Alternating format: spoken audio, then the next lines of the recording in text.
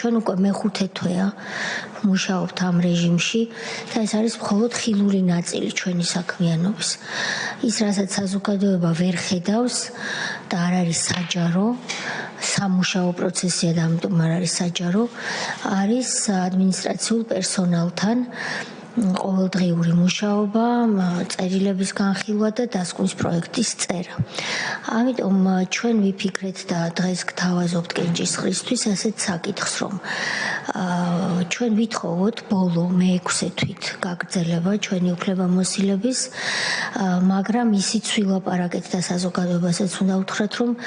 ივლისის თვეში ამ ტიპის საჯარო სხდომები ვეღარ იქნება ხშირი, იმიტომ რომ ჩვენი მთელი რესურსი დასკვნის პროექტს უნდა დაუთმოთ. გარდა გამონაკლისი შემთხვევებისა ჩვენ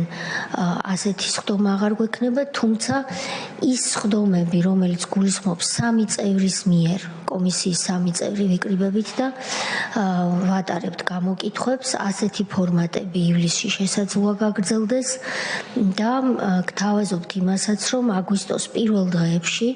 სავარაუდოდ 4 აგვისტოს, მაგრამ შეიძლება მანამდეც, 4-ზე ვისაუბრეთ და 4-ს ვამბობ ამ ეტაპზე,